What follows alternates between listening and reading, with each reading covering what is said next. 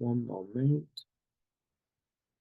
All right, so it looks like it's going to go ahead and record. You might get some notification on your screen, but good evening and thank you so much for being here tonight. I really appreciate you attending the fifth session in the District 20 K2 Lions Marketing and Membership Mastery Training Series. My name is Joshua Smith, and I am the current District 20 K2 Marketing Chair. Excuse me. I'm not sure what happened all of a sudden. I'm the District 20 K2 District Marketing Chair. And so this training series was developed to help clubs in our district become better at marketing and realizing how they can, through effective marketing or effective visibility, also increase their membership. This initiative has expanded past District 20 K2 into other areas here on Long Island, as well as in the New York area, but it's also extended past into New York State and further. And so thank you so much for being part of this and being here for this fifth session. Now, as I mentioned, this fifth session is not a formalized presentation. There's not a slide deck with a handout or anything like that.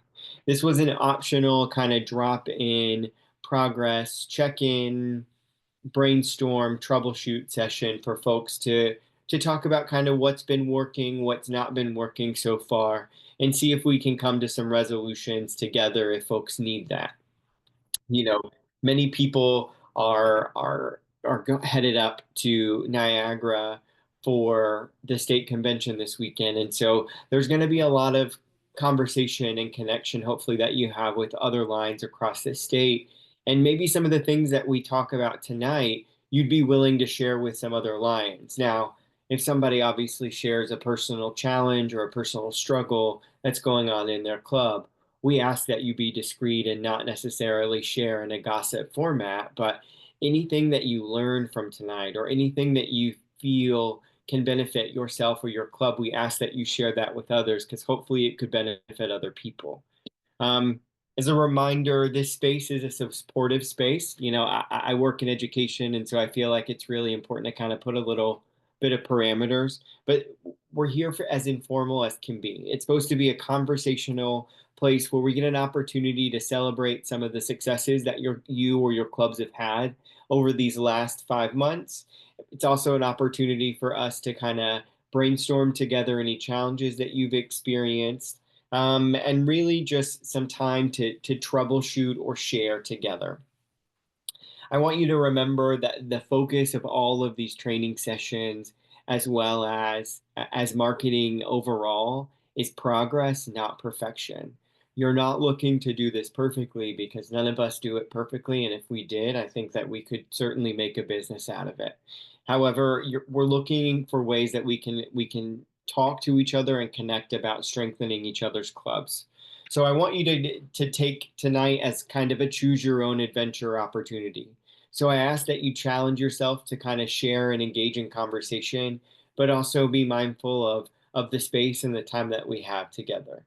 So, I started at 7:33. I kept my intro to 5 minutes at 7:38. So I hopefully that is the most talking consecutively that you will hear from me this evening. We are together here tonight till 8:30. So at about 8:25, I'm gonna kind of bring us back or kind of halt the conversation and wrap us up. So I do kind of want to give us that caveat warning just so that way folks know kind of how we're in. And if you feel that you no longer need to stay till the full 8:30 and that you just wanted to drop in for the first 20 minutes, that is also an acceptable way to engage tonight. As a reminder, this was an optional session, so folks may drop in and drop out all throughout the next hour that we have.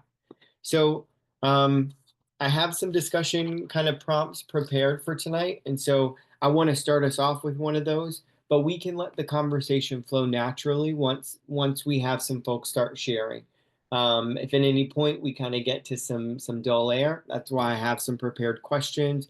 That way we can fill that time and hopefully we can keep the conversation going. But if at any point, if folks have their own questions they'd like to ask or they want to add on to some conversation that's already been said, please know that that is an appropriate response and an appropriate way to continue the engagement that we have together. So I kind of want to start off tonight with a question that I think many of us have probably either had in conversations within our clubs or just with folks in different clubs, maybe at some of our conferences or conventions or forums. But what's one challenge that you've noticed when working across different generations or different age groups in your club?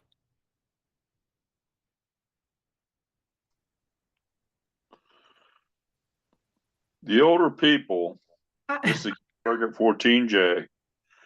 I feel the older people does not want to get out there and try to get the young people because they do not want their fresh ideas that we did this before, we can't do this, and the younger people get us discouraged working with the older people. So, Gary, thank you for saying that because I was thinking it, but I couldn't unmute fast enough. I agree with you. I don't know what the resistance is, but I find that, and I don't know what the answer is. I don't know if they feel threatened, but we are there to help. And I can only speak for myself and my club that I try to do everything that, we're taught to do for different fundraisers, and it's met with resistance, and I don't know why. But maybe that's something that we can, I was actually thinking of just coming straight out and putting it on the table and saying, what's the problem? Why don't you want me to do what I'm doing? Because I'm doing what governor, what Helen, what we're supposed to be doing. So I don't know. What do you think the reason might be? well, I noticed this with the clubs. I visited quite a few clubs in my District 14J. Some of the older clubs, they're kind of like a men's group. They don't want women in there, and they don't want younger people in there. They just want to have their own little circle, you know, but they want to grow, but they won't get out there and reach for all that to grow. Then they see all these other clubs expanding, and they got the younger people in there because younger people, the married couple, will like always want their wives to come.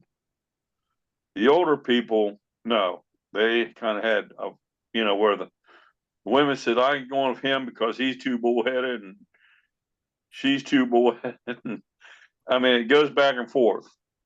But younger people, they want their wives, or the women wants their husbands there to be in this with them. And it carries on a better situation about this because they can work together as a team. Where if you go in there by yourself, you're fighting everything by yourself. Unless you find a partner to work with that you went to school with or you associate with mostly with, that helps out. But Gary, where are you from? I'm sorry. Where are you from? I see 14J, but what area is that? okay, that's western part of Pennsylvania. And I have Indiana, Clearfield, Cambrian, Elk, and Indiana. And I'm in Jefferson County. Those are all counties in Western Pennsylvania. I'm from Washington County, but I live in Long Island now. So Jean, does it work the same way? Does each district have their own like zone chairs and stuff to like reach out for help? So Yeah. is that something that Gary, your district has Can done? you find that in maybe where there's newer people? I know like Cranberry and some of like Butler they have a lot of young families that are moving there. I have some family members there, and they're saying that there's a lot of young families, and a lot of them are interested in service, and giving back, like in the community. One thing that we do, which is a good practical sort of, because you have somebody come to your club meeting and you want to keep them. One thing that is helpful is to have somebody from the club who's a little more open, because not everybody is closed. Maybe some people want to sit with the people they want to sit with, but have somebody from the club, sort of be the mentor, even if they don't come in with a pair, like you can have an established club member sort of welcome them in and make them their pair. We have a young woman who came in because she does a lot of work, and one of our older club members, but she does a lot of work as a companion for older women mostly. And one of our club members invited her in because she had a friend who she was working for. But she wants to help. She wants to get, she's very energetic. So we brought her in and kind of gave her a responsibility. We did the Crayola project, Maria, that you told me about. I was inspired by you. So she seems very engaged now, because now she has something to talk about at the meeting, and she can report back, and she really feels like she's accomplishing something. Because what they always say is the way to keep a lion is to give them a service project or involve them in a service project. I have to tell you a story, and I feel like the older members can teach us a thing or two. So the other day, I've only been online for a couple of years. So the other day I went to go pick up glasses, and I bought them to the woman who takes them from my club to bring to wherever, but I didn't know what the process was. So I actually picked them up and I brought them to her house, and I said to her, "Tell me what you do with these things. Like, where does it go from me giving it to you to, from A to Z?" And she told me, and I said, "Well, you should do that at a meeting, because at the meeting, she comes off as kind of like, I don't want to say standoffish or quiet, but standoffish and quiet. But if you tell people that, then they'll feel more like they're part of it, and it makes her feel important because she's teaching, I would hope that would make her feel good. So I'm going to bring that up. This just happened. But thanks for sharing, Gary. So, there were some common themes that started to kind of emerge as different people share different perspectives or different kind of experiences in their own club. And a big one that really kind of stuck out is resistance to change. And so do folks feel like they have experienced, maybe from some members who've been in clubs for a while, like some resistance to change? Is that something that we can say that seems to be a frequent factor we see across clubs, or we see within our membership? Yeah, definitely. See some head shakes. Yeah. Okay. And so, I then also heard Lion Gary talk about clubs wanting to grow and that being a big focus. And Lion Carolina right now has mission 1.5 possible as an image, as their profile image right now in the meeting. And so we have this big push as an organization, but how do we expect to grow if we don't have some type of modernization? And how have your clubs tried to modernize, either whether it's through events or whether it's through their administration? Do you have any examples of how your club has tried to modernize, where you've tried to kind of gap some of the generations?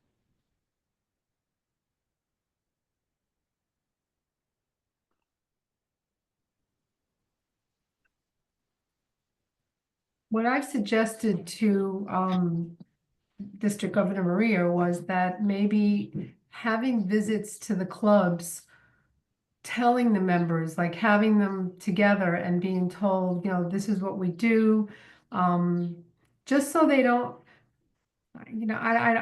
they know that these are service projects and things that we're supposed to do. But, none of the older people are taking the initiative to go and do it. So we have younger people that want to do it, and the older people like don't contribute. They don't want to participate. Like I did a citizens preparedness, and I could, not as many of my own club members. I wish there was more people there or supporting them. So I think having zone chairs, I want to say administration, being at meetings and saying this, maybe that'll make them understand that this is what we're supposed to be doing together, working together. You know, we always have that expression, where there's a need, there's a lion, but sometimes they don't practice what they preach, unfortunately. It's very true. We got to show recognition to the people, to our members. A lot of clubs do not do that. They say, well, we're getting tired of recognizing the same people. They got the same, I call it the dirty dozen, gets out there and do the same events all the time. And the other people just kind of sit back and they pay their dues, but you never saw them. I do a newsletter for my club, and I never even saw this one person, but I mail my letter out all the time. Then I get another letter out to another guy, and he says, I don't know why you mail this out to me. I don't need this garbage. And some of the older people just got an attitude about the district. They don't want to, well, we don't need to go learn anything new. We don't need to go learn anything what the line wants to teach us. We just don't want to give any money to them. I don't know why we got to give all this money to them. They just got the same attitude. Then that drags into the other people, the newer people, and it's hard to get them out of that box. I say they're all in that little box, and they just don't want to get out. Yeah, we had a So situation. My district governor told me that some longtime Lions, there was a community event, and they called her up all mad because they said there was some Lions from another club, at the community event. It's like, well, they didn't go up and talk to him and say, what club are you from or anything. They didn't know, but they just knew that they weren't from their club. But, our district governor was like, look, they're helping, they're serving, maybe they have a friend in that, in your community, So, so I think it's all over the place. Like people get territorial, they did it, they've been doing it the same way for a long time, and how to change that. And but the other thing too is, like, we have a lot of members who pay dues and don't come to meetings, and often don't even do service projects, but I don't know what, but we want them to continue. Actually, a lot of people are like, businesses in the town. So we respect that.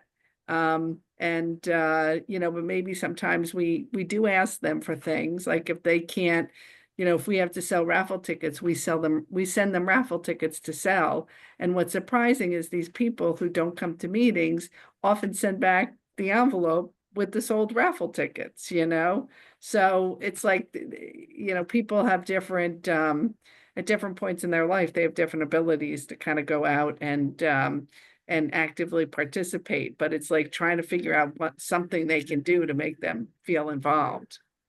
It was really interesting. I've had, because of Lion Joshua and his many ideas of marketing, I applied it to our membership team. And one of the things that one of the newer members, and she's just been in the club for less than 3 years, she said, it's not always that you join because you necessarily want to and you have the time to do it, but it's because it's the right thing to do, to give back to your community through a service organization such as Lions. So my question to her was then,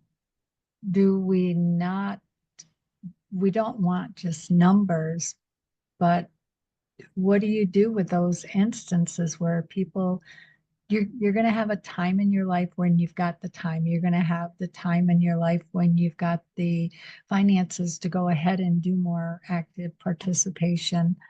And then you've got talent. Each of us brings to our club a certain skill set. So, how do we get involvement from those members that we have brought in with fresh ideas. And there's also clickiness, right? They mentioned, and this wasn't obvious to me, but it seems like that there's a core group that always sit together and they always know what's going on. And then there's all of us others that are here that want to know what's going on, but it's like we're not as important. So, how do you deal with something like that? And I hear what Lion Gary is saying about the older, especially the all men's club. We've got a couple in 20Y. They just will not let women in their club, or they can apply, but they won't get voted in. So I take that back, my miswording. But it's like they're going to lose that ripple, like there's a drop of water in the ocean and it's going to continue out and out. Their pond is going to shrink and it's going to shrivel up and go away. So these are all things that have been hashed over and over, and I don't know how to convince that subset of lions that have heard this, or maybe they are the ones that aren't hearing this, that we need change. Change is difficult. Change is difficult for all of us. So how do we do that? There are certain things you can do. We had a group in our club who, at a certain point, there was a situation where the meetings were kind of long and they were boring, and they still wanted to be lions because they were friends with some of the people, but they said, please don't, I can't go to the meetings. So we happen to have an international director in our club, and he's really good at coming up with good ideas. So he convinced them to do a branch club. So they did a branch club of our club, and you don't have to have 20 people, but I think they have close to 20 people. So it's not like you're starting a whole new club. It's a branch club. And they, they do their own. I went to we do guest bartenders here in Long Island. And they had 50 to 70 people at this event. And they raised a lot of money for the Guide Dog Foundation. So, that was, so they do their own thing. And I think they meet like on a Friday night in somebody's backyard, once a month, because, so I heard there was, it's fun. But so do something like that. Or we had an past international director who spoke at our convention just this past year, and she explained how she wasn't allowed in her husband's club, so they started a family club, and her husband and her and her husband and now her 2 adult children were part of their club, but they asked a lot of other families to join, so it became a real family club. And she was so dynamic that she became an international director. So there's a lot of, and they do think, I mean, and that there's a lot of techniques. I mean, one of the things they do want to do is to, kind of bring in new clubs too. And it could be, a lot of them are specialty clubs, or, that have a cultural connection, or, anything else. And they can thrive. And I'm not saying ignore like the old clubs, but because my club, before, like, people who are my contemporaries, the club was about to die, and we're over 90 years old. It was about to just fade out. And somebody who owned businesses in town realized, I have to get some young people in.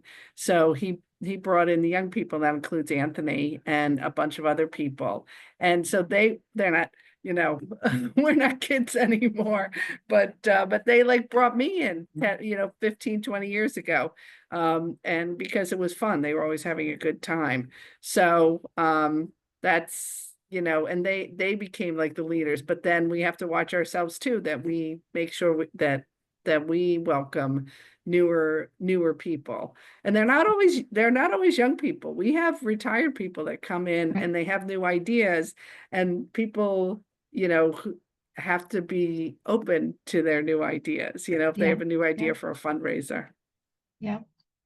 Change is still very hard, I think, for majority of clubs across the board, not just here, but across the board. Absolutely. I think change is one of those things it doesn't matter the age of the club. My club is only about 3 years old, and I think that when we still try and change either a protocol that the club kind of goes through, or even a practice that we kind of have in place about a method, or uh, something, there is some pushback because there's still some debate about how we're establishing ourselves. And I think oftentimes clubs go through many different iterations of themselves, if you will, in terms of their club's identity. So I think that that's something also really important to think about as you integrate new members into the clubs, is your club's identity has to shift in order for it to be sustainable. Because what's working right now is going to work right now, and that's fantastic. But in a few years, what's working right now may not work. What we were doing during COVID is not working now any longer, right? We're having to find new ways of doing some of the stuff that we did even before COVID, because that doesn't work. That stopped working. And so, where we're at now in terms of finding growth within our communities, finding sustainability within the club membership, but also how does the club's identity shift to meet kind of the needs of where the community is currently at, if that all makes sense for folks.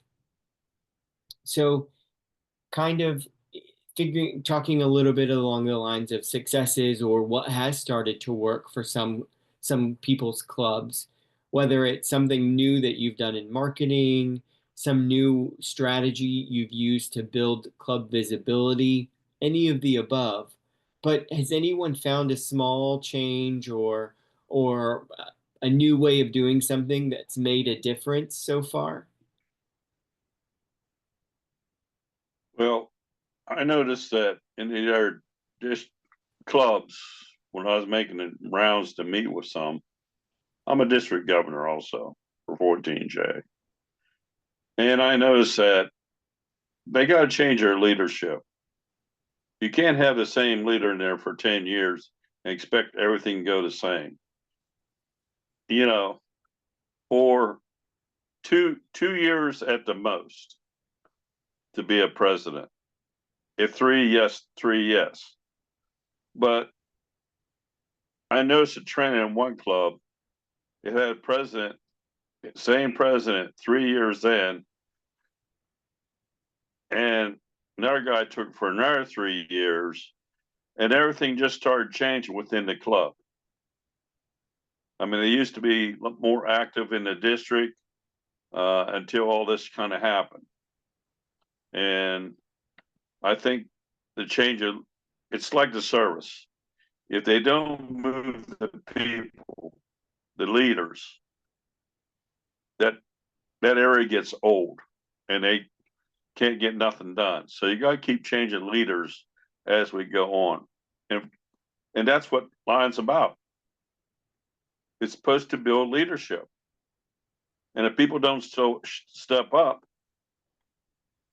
everybody's got a chance to be a leader. Mm. But you got people, all they want to do is just follow. They don't want to do nothing, but they just want to follow. So I think because even as district governors, we can only serve 2 years, but not 2 straight term years. 1 year here, and maybe down the road another year. But you ain't allowed 2 terms. Why is that? To let other people to step up. If we don't let other people step up, we're gonna be losing people because they're gonna get tired of the same leader. So that's my thank you. Thank you, DG Garrett. What else? Has anyone else seen some current successes, or maybe it's even personally you've seen some successes if you don't have necessarily a club reference?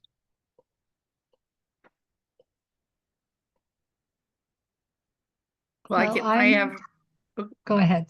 yeah, I was going to say, because I used to be cabinet secretary, and Maria Greedy is now cabinet secretary, but a couple of years back, we brought in, because we have about 1,200, 1,300 members, and we brought in Constant Contact to use to, do our district communication to, to all individual members.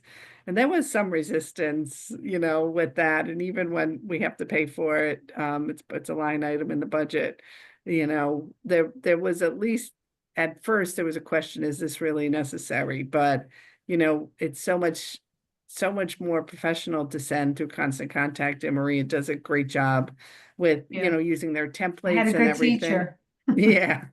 But also it's once you understand how to do the contact lists and everything. And the reality is, because, in marketing in general, once you master a marketing format like the email marketing, there's something new, because the next generation doesn't look at emails.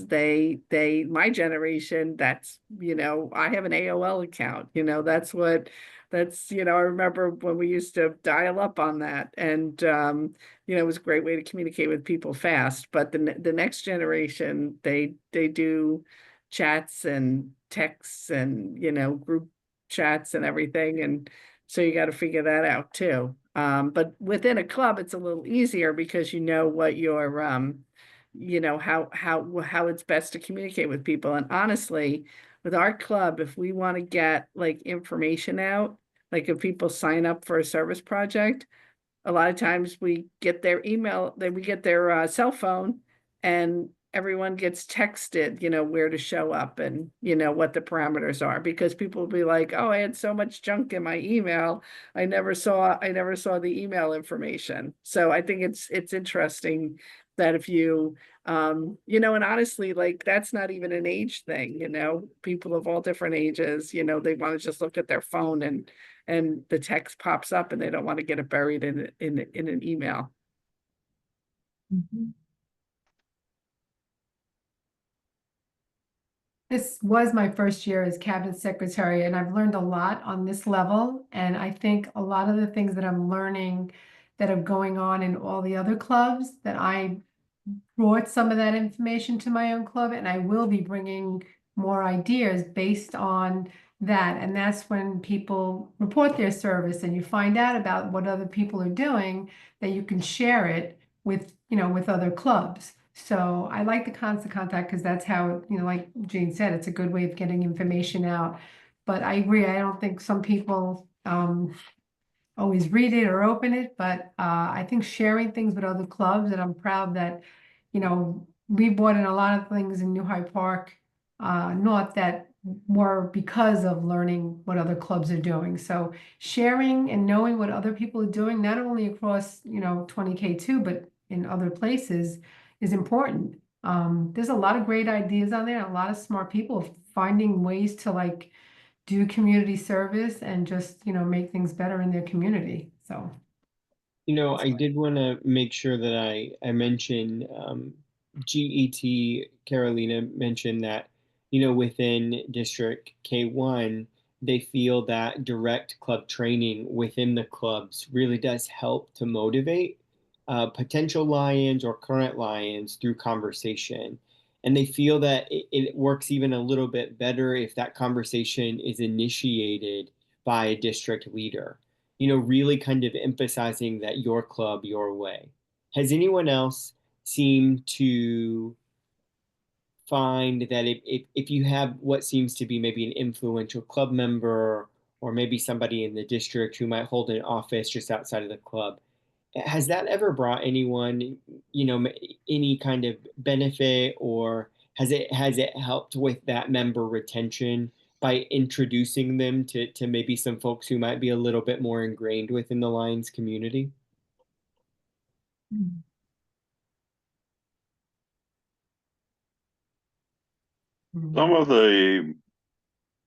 Some of the members, if you mention training,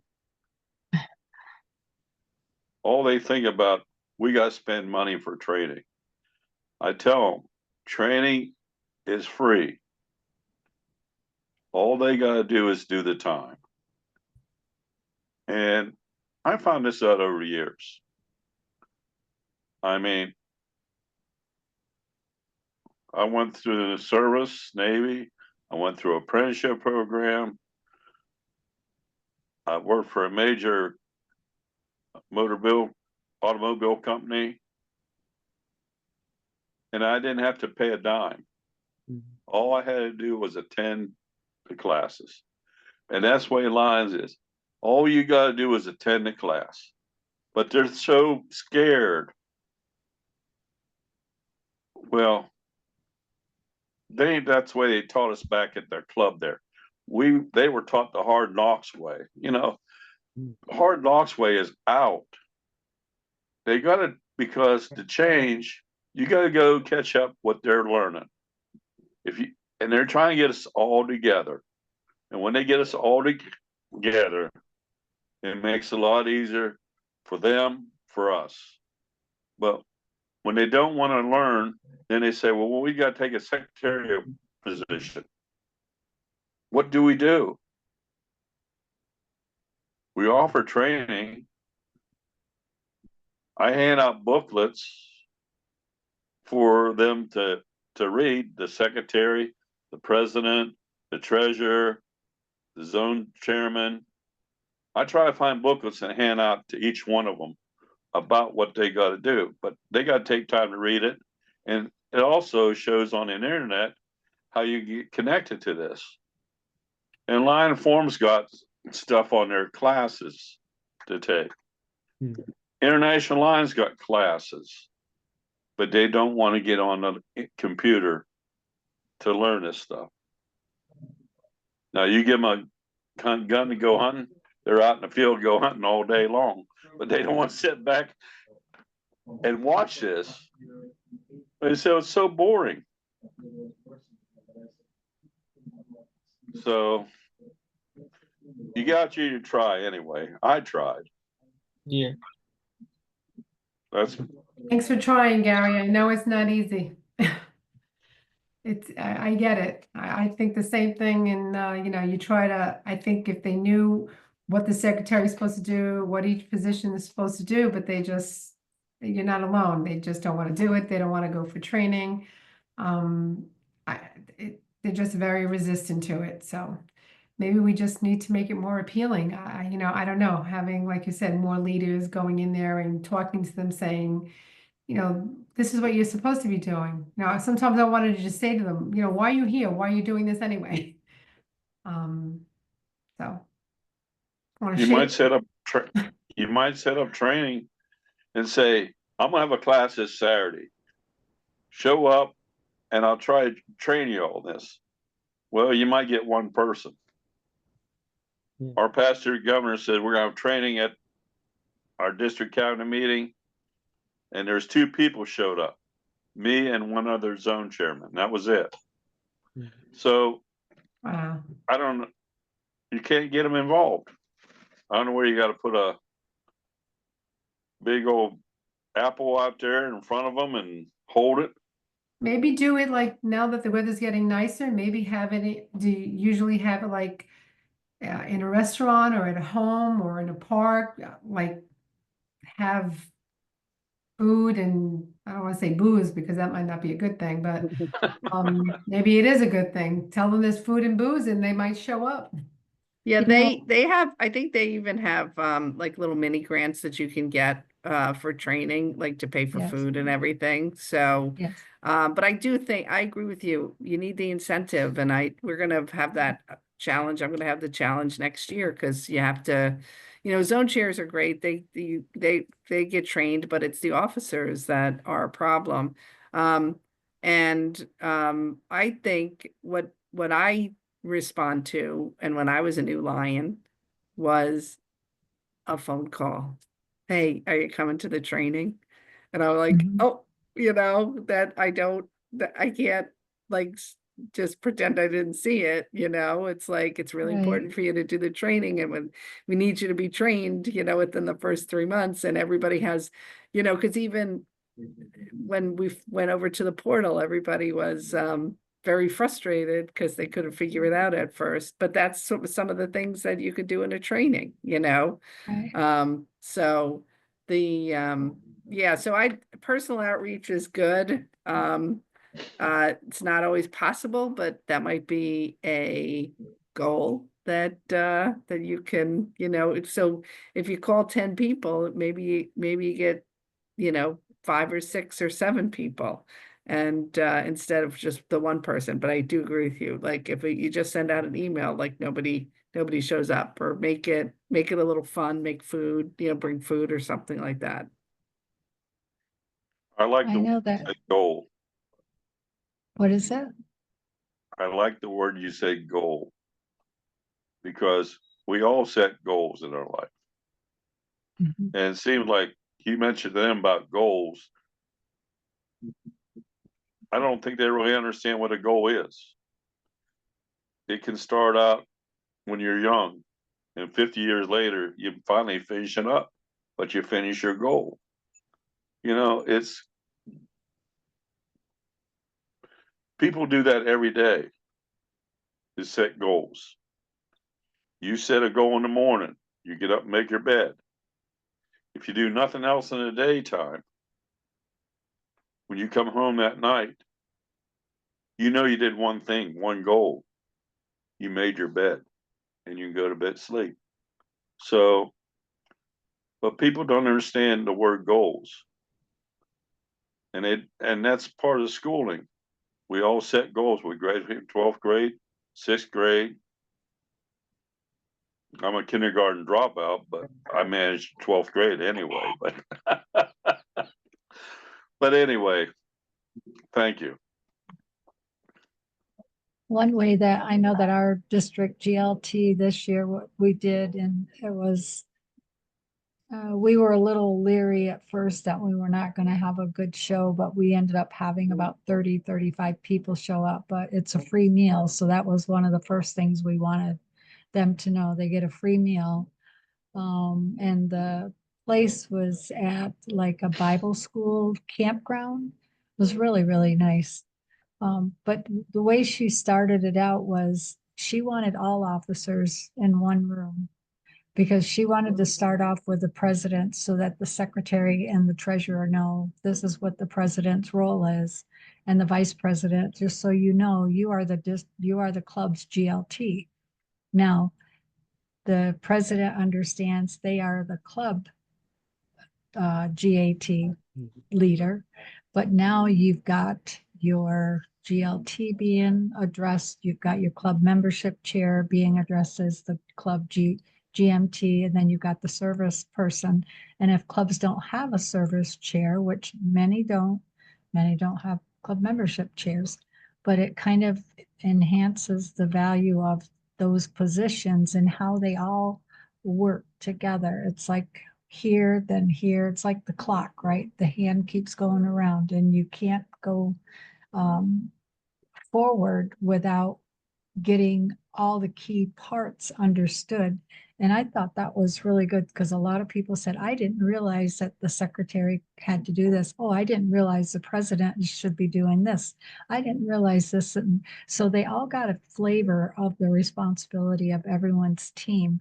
And then we offered one of the vision certification courses where, when you do the plus optics or the spot cameras, we went through the whole session on how to become certified, and then they could take the test once they got home. And so I think that worked, but pulling teeth is what it felt like, getting people to come to training. It's like, why do I need training? Well, I think that speaks for itself when you're not doing the things you need to do for your club. But it's a challenge again. It is, right? It is always, I think this is something that probably clubs will always struggle with, is finding innovative ways to keep the sustainability going for your club leadership and your club just overall operation. Mhm. Folks don't have to have an officer title to be a leader within the organization. Right. Sometimes they're just kind of helping make the operation run. So, Mhm. with the idea in mind of sustainability of our clubs and sustainable visibility, is there anything that you've thought about that your club could do to be more visible within your local communities? And maybe you're already doing enough. So maybe your answer is like, well, we already do X, Y, Z, and that's also the right answer. We still have people that talk to me in the community and say, well, what do you guys do? I mean, we have a club here. Yeah, we've had one here for, 75 years. Oh, really? Well, what do you do? Okay. It's like, so I'd like to go to the school at the parent teacher, like one of their meetings, or go to, what is it, alumni, the alumni meetings, or go to career day and have a table. So when the seniors are looking at opportunities once they leave high school, what can they do? Get involved in civic activities. I think those would be ideal places to put a presentation together. So I've thought about doing that. So, and then I'm also thinking we have we're a small town. We have a theater, hometown theater. I wonder if we put a video together and he could run it before the show starts.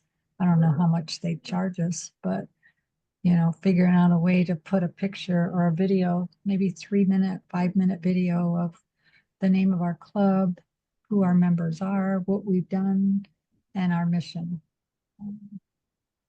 But when we have social media, we have our Facebook page. We're in the newspaper because I stay in touch with the newspaper and send anything we ever do out there. I don't know how else. We don't have a web page yet. But not something our club feels they want to do right now. So you find us on social media or you don't find us, and not everybody does social media. Right. That's okay though. Lots of different ways of still kind of meeting the same goals. So Yeah. kudos to your club for having so many different types of avenues and mediums kind of even within your structure right now. Mm-hmm. We have a marketing chair, and she's very artistic. So, and she's been on some of these calls, some of these Zooms, and she does similar things where she reaches out. She'll send like a little mini press release if we're going to do something in our town. Newspaper will usually run something, but she's also really good at putting together like a social media post.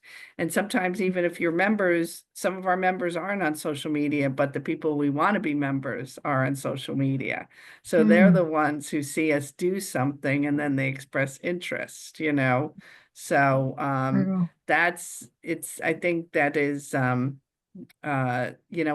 that's like a forward-looking sort of thing.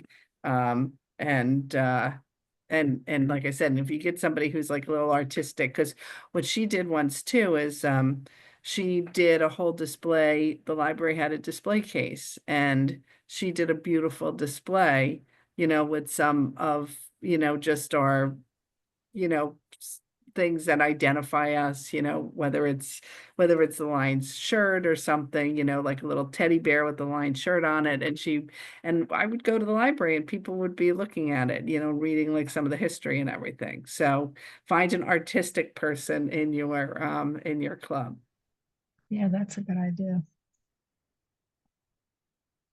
There's one club in my district.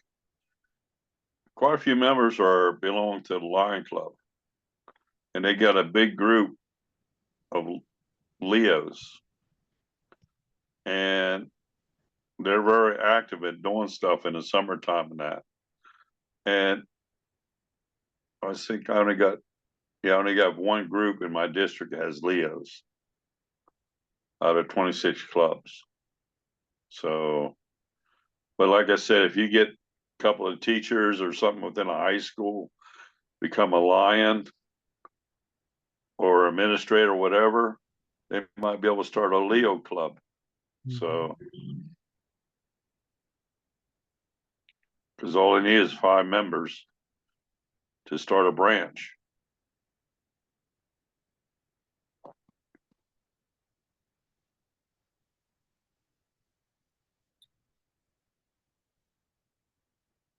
How we doing, Josh?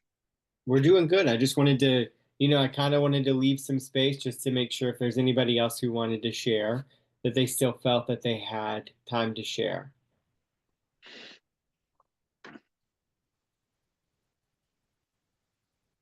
I think each club, like I know we have a media person, but I think each club, and I know this is something we've discussed, should have more than one person because there might be somebody in a club that's has that gift of doing social media and contacting. And a lot of the older people, like I say, don't do social media. So having like a local newspaper, like I know in our town here, we have 2 local newspapers because a lot of people still, read the print. Commercials are too expensive, I'm sure, but being local having a good relationship with like local mayors or towns or like here in the town of North Hempstead, I know the Lions, it's good to have a connection with all political people, I want to say. So maybe you can reach out to, I don't know, in your town if you have something like that, like we have a mayor here. So one of my goals for next year for my club is to have a better relationship. We're in the process of building a big community center.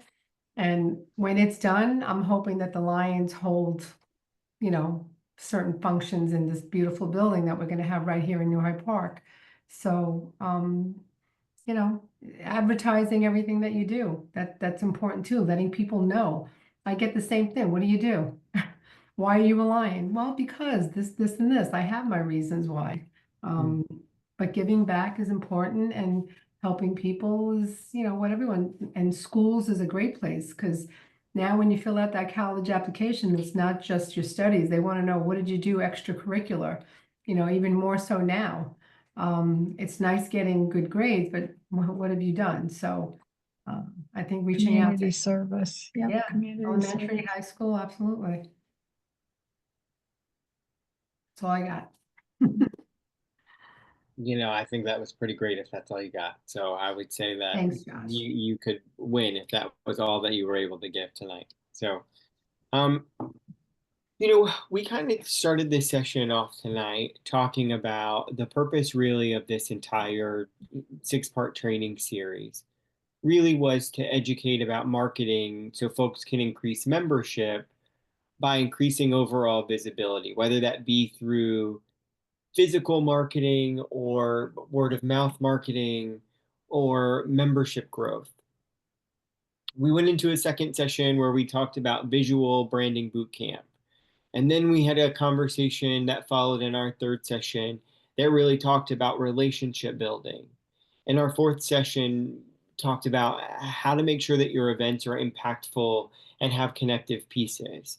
In our conversation tonight, there were a lot of things that were connective pieces in between the clubs that it seems that many of us can share either in we've experienced something similar or we kind of understand the frustrations that some of us have gone through. It seemed that a universal connector of us tonight was that a lot of our clubs are experiencing resistance to change. And in that change, even in of that self, in the change within our clubs, there's that generational debate about what do we do so we're better serving all of our clubs. And I hope that folks tonight, with the tips or with the tools or the strategies or the initiatives that they've been able to implement within their local clubs, some of those things are a value or a resource to you and your club. Or maybe there was an idea that you heard tonight that spun another idea for you that might be beneficial. We talked about that we're looking for progress, not perfection. So you're not going to get it right every time.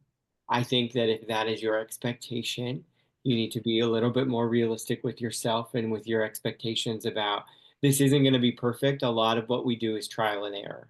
And what works for one club doesn't necessarily work for another club.